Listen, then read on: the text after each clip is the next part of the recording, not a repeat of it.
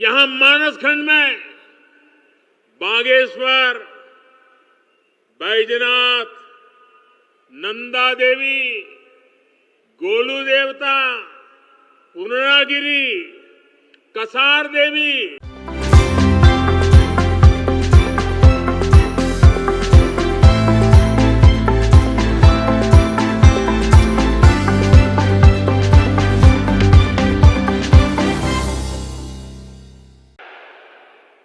भारत माता की।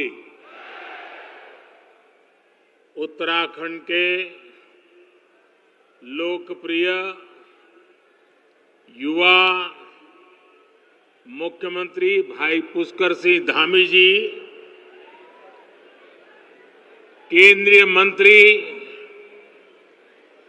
श्री अजय भट्ट जी, पूर्व मुख्यमंत्री रमेश पोखरियाल निशंक जी, राज्य भारतीय जनता पार्टी के अध्यक्ष महेंद्र भट्ट जी, उत्तराखंड सरकार के मंत्री, सभी सांसद, विधायक, अन्य महानुभाव और देवभूमि के मेरे प्यारे परिवारजनों,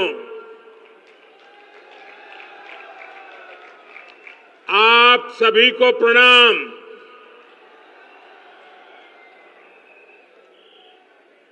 आज तो उत्तराखंड ने कमाल कर दी है जी। शायद ऐसा दृश्य देखने का सौभाग्य शायद ही पहले किसी को मिला हो।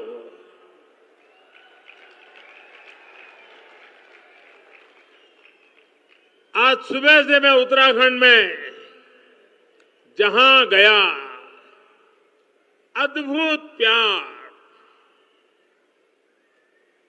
अपार आशीर्वाद, ऐसा लग रहा था जैसे स्नेह की गंगा बह रही है।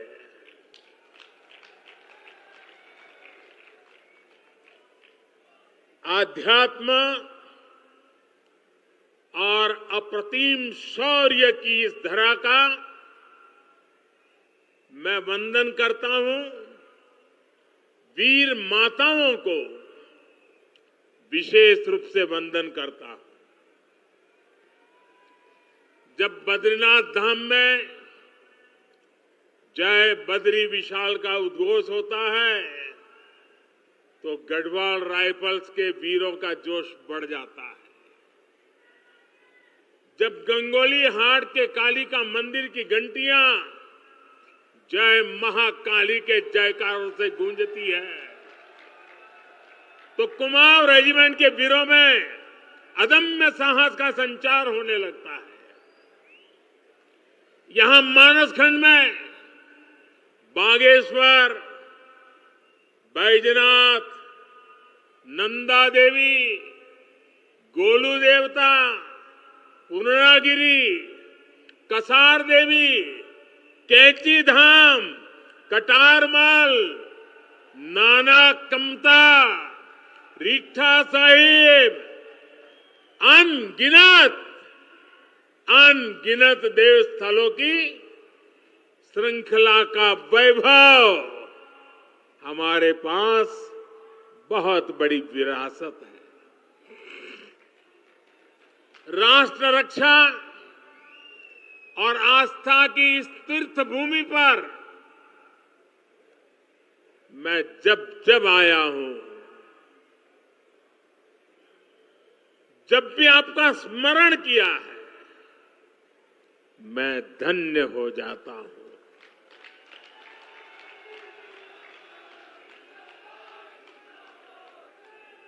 मेरे परिवारजनों, यहां आने से पहले मुझे पार्वती कुंड और जोगेश्वर धाम में पूजा अर्चना करने का सौभाग्य मिला। मैंने हर देशवासी के अच्छे स्वास्थ्य, और विकसित भारत के संकल्प को मजबूत करने के लिए और मेरे उत्तराखंड के सारे सपने, सारे संकल्प पूरे हो, इसलिए आशीर्वाद मांगा है। कुछ ही देर पहले मेरी मुलाकात हमारी सीमा के प्रहरियों, हमारे जवानों के साथ भी हुई है। मुझे स्थानीय कला और स्वयं सहायता समूहों से जुड़ी हमारे सभी बहनें, भाई, उनसे भी मिलने का मौका मिला।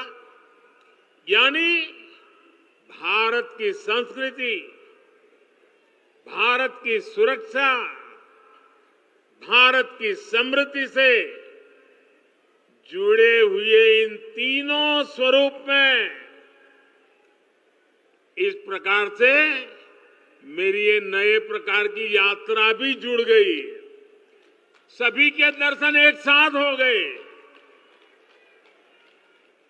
उत्तराखंड का ये सामर्थ्य अद्भुत है, अतुलनीय है। इसलिए मेरा विश्वास है और ये विश्वास मैंने बाबा केदार के चरणों में बैठ करके व्यक्त किया था। मेरा विश्वास है कि ये दशक उत्तराखंड का दशक होने वाला है और आज मैं आदि कैलाश के चरणों में बैठ करके आया हूं। मेरे उस विश्वास को फिर एक बार दोहराता हूं। उत्तराखंड विकास की नई ऊंचाई पर पहुंचे, आप लोगों का जीवन आसान हो, इसके लिए हमारी सरकार पूरी ईमानदारी से, पूरे समर्पण भाव से और एक ही लक्ष्य लेकर के आज काम कर रही है। अभी यहां 4,000 करोड़ रुपए से अधिक के विकास कार्यों का शिलान्यास और लोकार्पण हुआ है। एक ही कार्यक्रम में 4,000 करोड़ रुपए। मेरे उत्तराखंड के भाई बहन, आप कल्पना कर सकते हैं। मैं आप सभी को इन परियोजनाओं के लिए बहुत बहुत बधाई देता हूं। मेरे परिवारजनों, मेरे लिए ना तो ये रास्ते नए हैं और न ही आप सभी साथी नए हैं।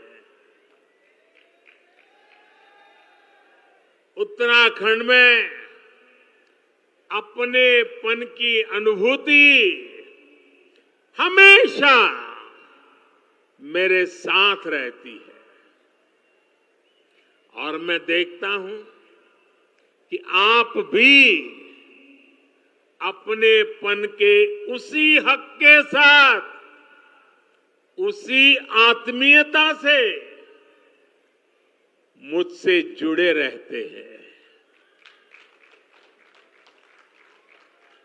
अनेक साथी उत्तराखंड के दूर सुदूर गांव के भी मुझे चिट्ठी लिखते हैं। हर अच्छे बुरे वक्त पर साथ खड़े रहते हैं। परिवार में कोई नए मेहमान का जन्म हुआ हो तो भी मुझे खबर भेजते हैं। बेटी पढ़ाई में कहीं आगे बढ़ी हो तो भी चिट्ठी लिखते हैं। यानी जैसे पूरे उत्तराखंड परिवार का मैं एक सदस्य हूं, वैसे उत्तराखंड मुझसे जुड़ गया है। देश जब कोई बड़ी उपलब्धि हासिल करता है तब भी आप खुशी साझा करते हैं। कुछ सुधार की गुंजाइश अगर कहीं दिखती है तो वो भी आप मुझे बताने में कभी पीछे नहीं रहते। हाल ही में देश ने लोकसभा और विधानसभा में महिलाओं के लिए 33% सीटें आरक्षित करने का बहुत बड़ा ऐतिहासिक फैसला लिया है। 30-30, 40-40 साल से लटका हुआ काम आपका भाई, आपका बेटा कर पाया है। और मजा देखिए, उस दौरान भी मुझे यहां की बहनों ने बहुत सारी चिट्ठियां भेजी है। मेरे परिवारजनों, भारत विकास की नई बुलंदी की तरफ बढ़ रहा है। पूरी दुनिया में भारत और भारतीयों का गौरवगान हो रहा है। हो रहा है ना? हो रहा है ना? पूरी दुनिया में भारत का डंका बज रहा है ना? एक समय था चारों तरफ निराशा का माहौल था। पूरा देश जैसे मानो निराशा में डूब गया था। तब हम लोग हर मंदिर में जाकर यही कामना करते थे कि भारत जल्द से जल्द मुश्किलों से बाहर निकले। हर भारतीय सोचता था कि हजारों करोड़ के घोटालों से देश को मुक्ति मिले। सबकी कामना थी कि भारत का यश बढ़े। आप देखिए, चुनौतियों से घिरी दुनिया में, दुनिया का हाल आप देख रहे हैं। चुनौतियों से घिरी दुनिया में भारत की आवाज कितनी बुलंद होती जा रही है। अभी कुछ सप्ताह पहले ही G20 का इतना बड़ा शानदार आयोजन हुआ। उसमें भी आपने देखा कि कैसे दुनिया ने हम भारतीयों का लोहा माना है। आप मुझे बताइए, जब दुनिया भारत का गौरवगान करती है, जब दुनिया में भारत का डंका बजता है, आप बताएंगे, जवाब देंगे? मैं पूछूं, जवाब देंगे? जब दुनिया में भारत का नाम ऊंचा होता है, आपको अच्छा लगता है? पूरी ताकत से बताइए, आपको अच्छा लगता है? जब भारत दुनिया को दिशा दिखाता है तो आपको अच्छा लगता है? ये सब किसने किया है? ये सब किसने किया है? ये मोदी ने नहीं किया है। ये सब कुछ आप मेरे परिवारजनों ने किया है। इसका यश आप सब जनता जनार्दन को जाता है। क्यों? याद रखिए क्यों? क्योंकि आपने 30 साल के बाद दिल्ली में स्थिर और मजबूत सरकार बनाकर मुझे आपकी सेवा करने का मौका दिया।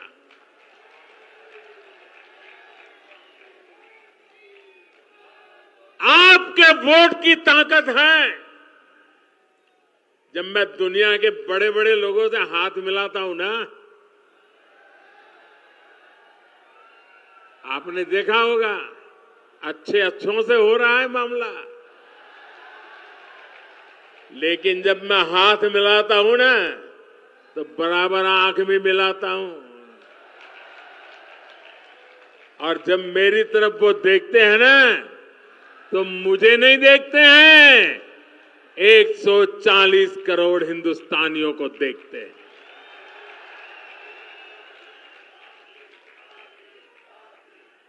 मेरे परिवारजनों, दूर सुदूर पहाड़ों पर देश के कोने कोने में जो लोग रहते हैं, हमने उनकी भी चिंता की। इसलिए सिर्फ 5 वर्ष में ही देश में 13.5 करोड़ गरीबी से बाहर आए। 13.5 करोड़ लोग, ये आंकड़ा याद रखोगे? आंकड़ा याद रखोगे? कितने? 13.5 करोड़ लोग गरीबी से बाहर 5 साल में आना, ये अपने आप में दुनिया अचरज कर रही है। ये 13.5 करोड़ लोग कौन है? इनमें से बहुत सारे लोग आपकी तरह ही पहाड़ों में रहने वाले हैं, सुदूर इलाकों में रहते हैं। ये 13.5 करोड़ लोग इस बात का उदाहरण है कि भारत अपनी गरीबी मिटा सकता है। साथियों, पहले नारा दिया जाता था गरीबी हटाओ, मतलब आप हटाओ, उन्होंने कह दिया गरीबी हटाओ। मोदी कह रहा है हम मिलकर के गरीबी हटा के रहेंगे। हम ओनरशिप लेते हैं, जिम्मेवारी लेते हैं और जी जान से जुट जाते हैं। आज हर क्षेत्र, हर मैदान में हमारा तिरंगा ऊंचे से ऊंचा लहरा रहा है। हमारा चंद्रयान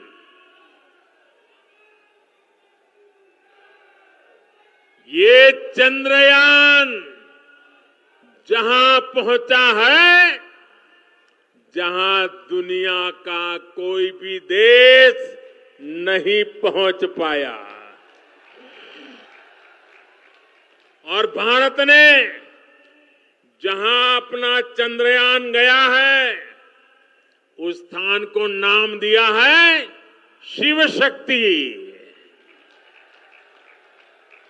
मेरे उत्तराखंड के लोग, ये शिव शक्ति की विचार से आप खुश है कि नहीं है? आपका मन आनंदित हो गया कि नहीं हो गया? यानी वहां भी मेरे उत्तराखंड की पहचान पहुंच गई। शिव और शक्ति का योग क्या मतलब होता है, ये हमें उत्तराखंड में सिखाने की जरूरत नहीं, यहां तो डगर डगर पर साक्षात दिखता है। साथियों, स्पेस में ही नहीं, स्पोर्ट्स में भी भारत का दम आज दुनिया देख रही है। हाल में एशियाई खेल समाप्त हुए हैं। इसमें भारत ने इतिहास के सारे रिकॉर्ड तोड़ दिए हैं।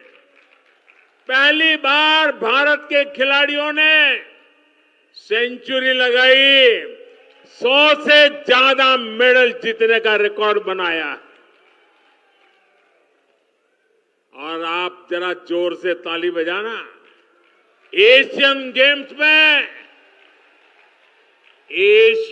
गेम्स में उत्तराखंड के भी 8 बेटे बेटियां अपना दमखम दिखाने गए थे, और इसमें हमारे लक्ष्य सेन की टीम ने भी मेडल जीता। और वंदना कटारिया की हॉकी टीम ने भी शानदार मेडल देश को दिया है। एक काम करेंगे, ये उत्तराखंड के बच्चों ने कमाल की है। एक काम करेंगे अपना मोबाइल फोन बाहर निकालिए, मोबाइल निकाल करके उसके फ्लैश चालू करिए और उन सबको, ये खिलाड़ियों का अभिनंदन कीजिए अपना फ्लैश लाइट करके। सब अपना मोबाइल फोन निकाल के फ्लैश लाइट करके, शाबाश। ये हमारे उत्तराखंड के बच्चों का अभिवादन है, हमारे खिलाड़ियों का अभिवादन है। मैं फिर से एक बार देवभूमि के मेरे इन युवा बेटे बेटियों को, इन खिलाड़ियों को फिर से अपनी बधाई देता हूं। और आपने भी आज एक नया रंग भर दिया। साथियों, बैठिए, बहुत आभारी हूं मैं आपका।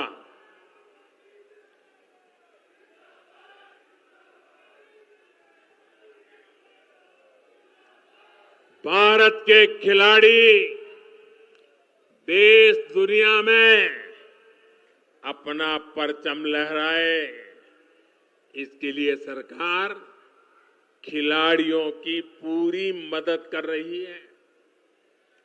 खिलाड़ियों के खाने पीने से लेकर आधुनिक ट्रेनिंग तक सरकार करोड़ों रुपए खर्च कर रही है। ये तो सही है, लेकिन एक उल्टा भी चल रहा है। सरकार तो कर रही है, लेकिन लक्ष्य का जो परिवार है ना, और लक्ष्य जो है वो मुझे हमेशा जब विजयी होता है तो आपकी बाल मिठाई लेकर के आता है।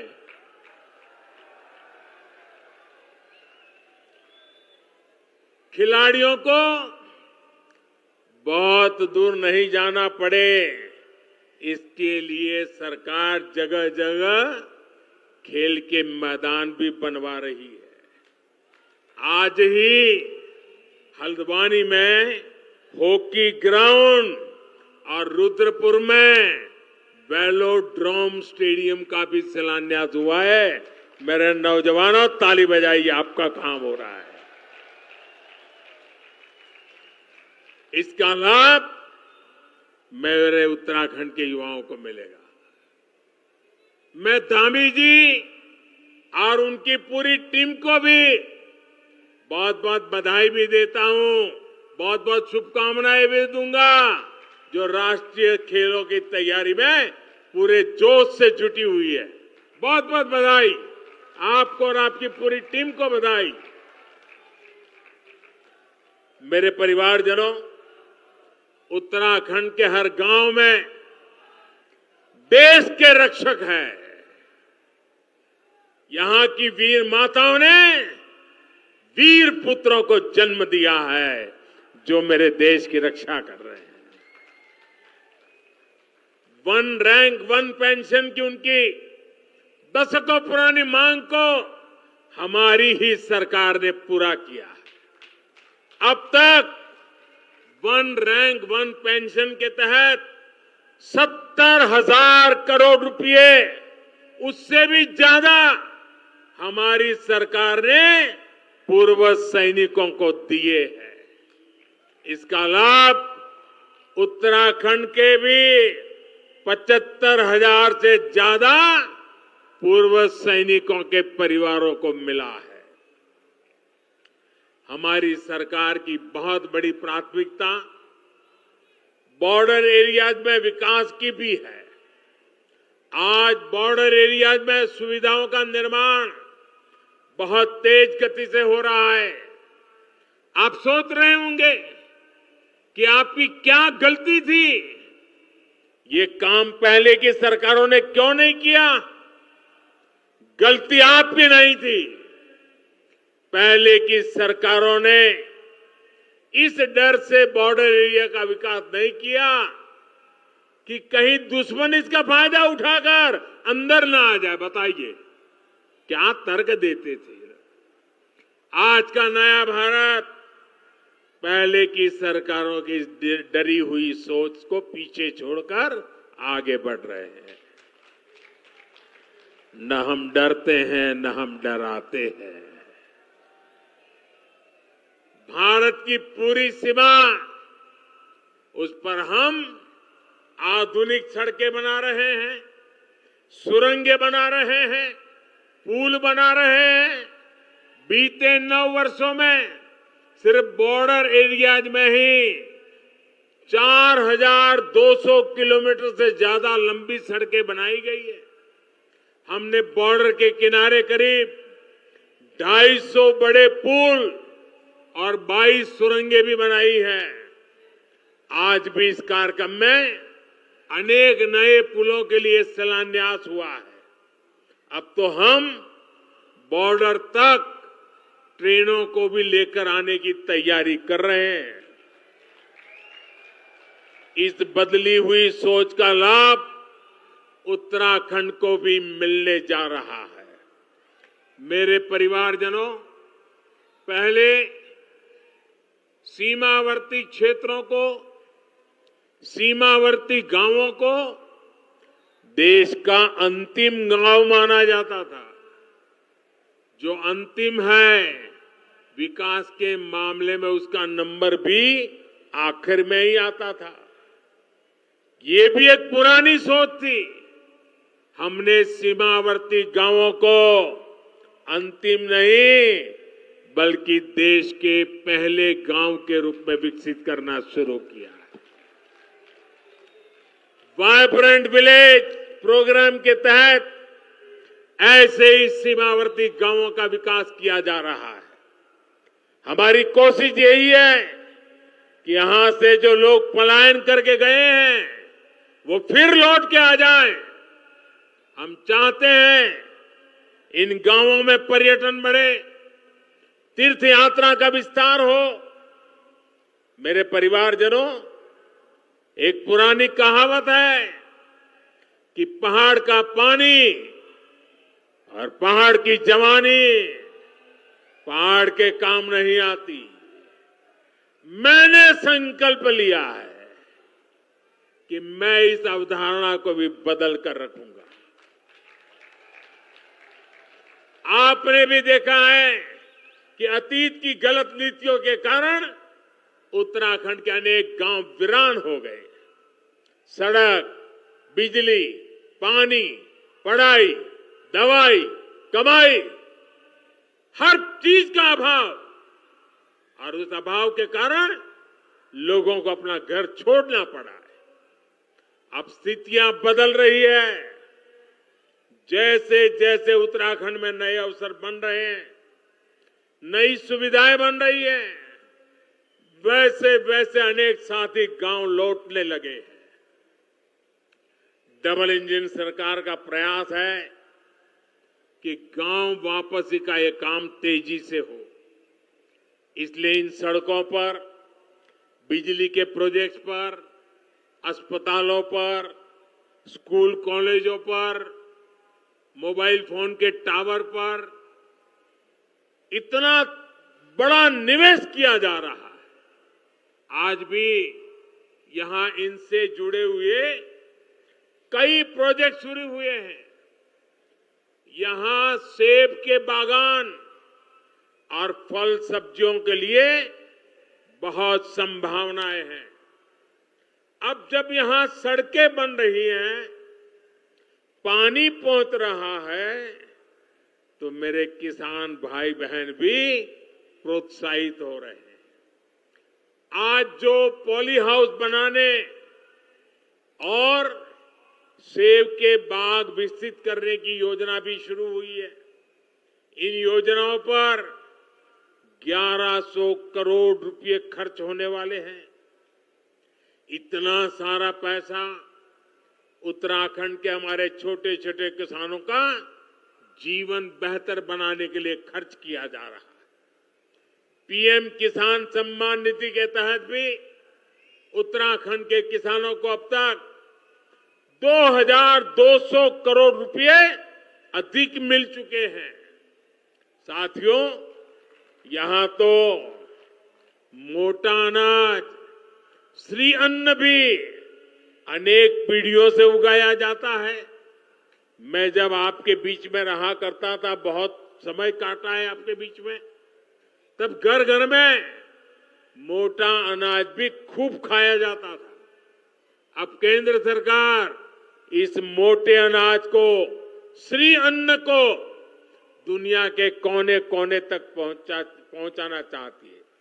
इसके लिए देश भर में एक अभियान शुरू किया गया है।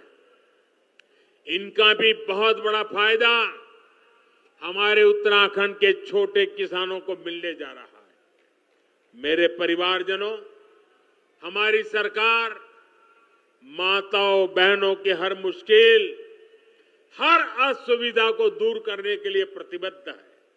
इसलिए हमारी सरकार ने गरीब बहनों को पक्का घर दिया।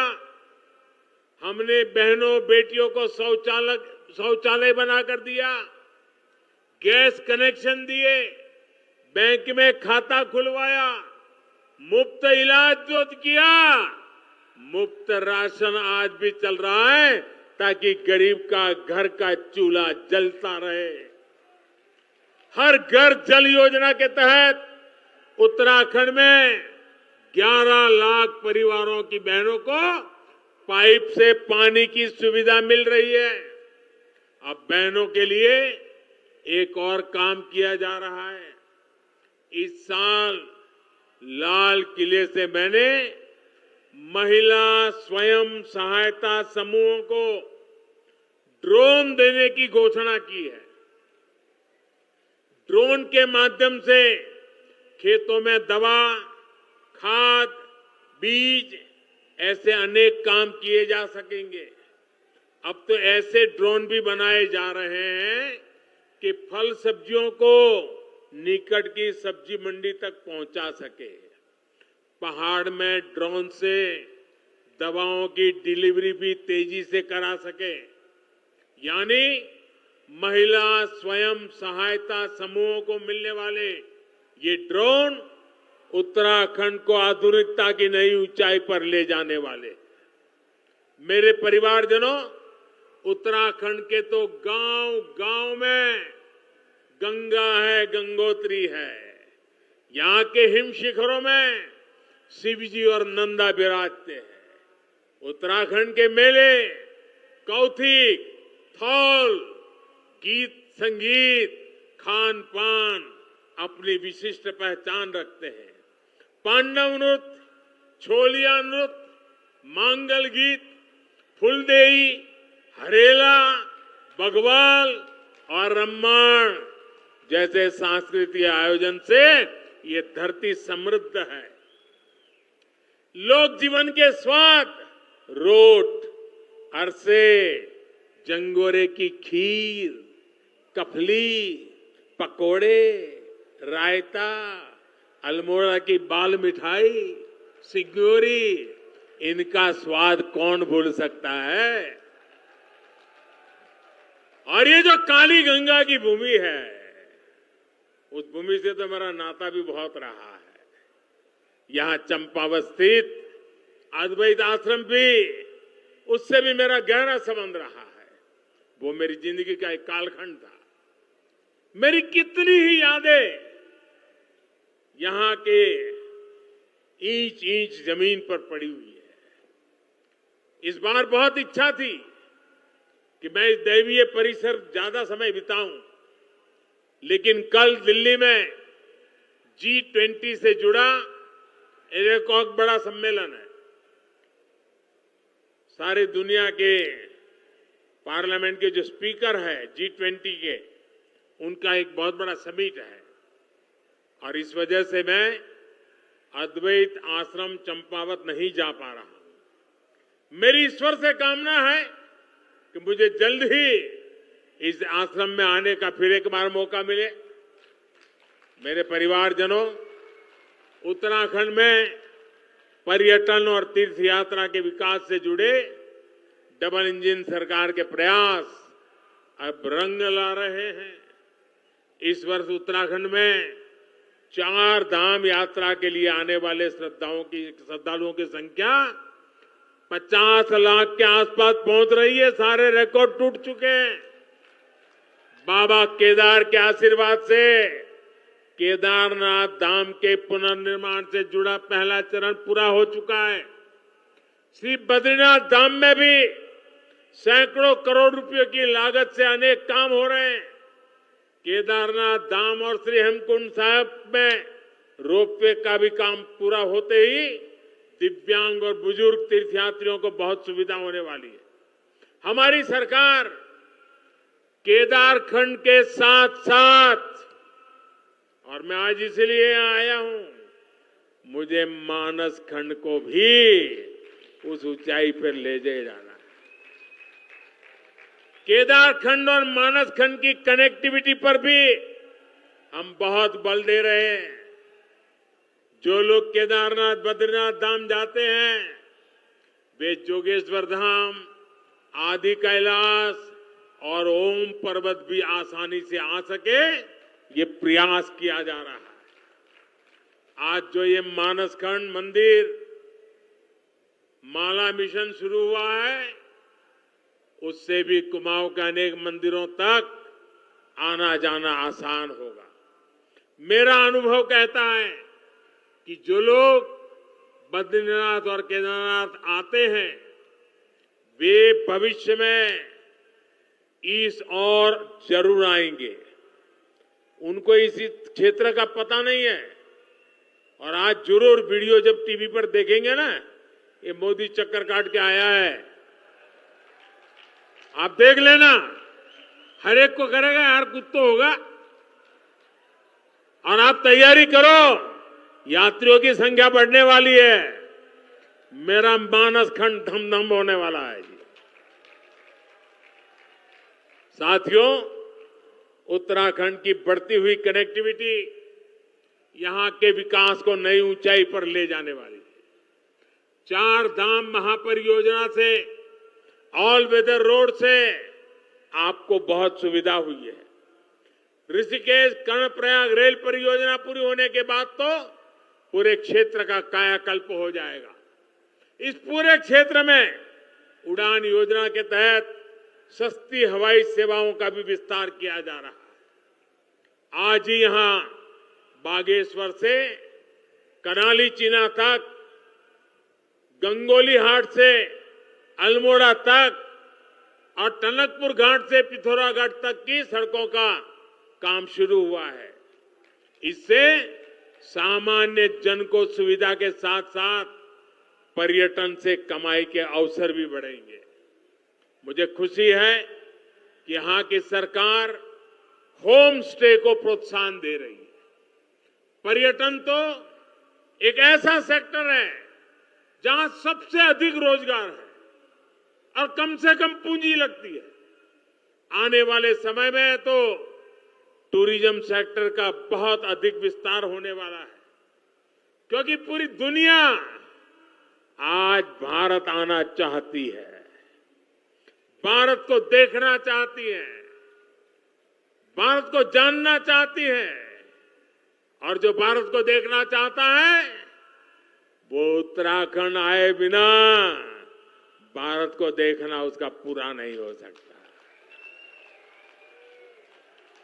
मेरे परिवारजनों, बीते समय में उत्तराखंड जिस तरह प्राकृतिक आपदाओं से घिरा रहा, उससे भी मैं भली भांति परिचित हूं। हमने अपने बहुत से स्वजन खोए हैं। प्राकृतिक आपदाओं से निपटने के लिए अपनी तैयारी को हमें बेहतर करते रहना ही है और हम करते रहेंगे। इसके लिए आने वाले 4-5 सालों में उत्तराखंड में 4000 करोड़ रुपए खर्च किए जाएंगे। उत्तराखंड में ऐसी सुविधाओं का निर्माण किया जाएगा जिससे आपदा की स्थिति में राहत और बचाव का काम तेजी से हो सके। मेरे परिवारजनों, ये भारत का अमृत काल है। ये अमृत काल देश के हर क्षेत्र, हर वर्ग को सुविधा, सम्मान और समृद्धि से जोड़ने का काल है। मुझे पूरा विश्वास है कि बाबा केदार और बद्री विशाल के आशीर्वाद से, आदि कैलाश के आशीर्वाद से हम अपने संकल्पों को तेजी से सिद्ध कर पाएंगे। एक बार फिर इतना प्यार देने के लिए 7 किलोमीटर, मैं सचमुच में, मेरे पास वर्णन करने के लिए शब्द नहीं है। मैं हेलीकॉप्टर से निकला, 7 किलोमीटर यहां आया और आने में भी देर इसलिए हुई, 7 किलोमीटर दोनों तरफ वो ह्यूमन चेन नहीं थी, ह्यूमन वॉल थी। ऐसी भीड़ लगी थी और जैसे परिवार में कोई अवसर हो वैसे उत्सव के कपड़े पहनकर, शुभ प्रसंग के कपड़े पहन करके मंगल वातावरण में माताओं के हाथ में आरती, फूलों के गुलदस्ते, आशीर्वाद देने से वे रुकते नहीं थे। ये मेरे लिए बड़ी भावुक क्षण थी। मैं आज पिथौरागढ़ को और पिथौरागढ़ जिले के सब लोगों को, इस पूरे खंड को, मेरा मानस खंड, उसने आज जो प्यार बरसाया, उत्साह दिखाया है, मैं शत शत नमन करता हूं, आपका आभार व्यक्त करता हूं। एक बार फिर आप सभी को बहुत बहुत शुभकामनाएं। मेरे साथ बोलिए, दोनों हाथ ऊपर करके पूरी ताकत से बोलिए, भारत माता की, भारत माता की, भारत माता की। बहुत बहुत धन्यवाद।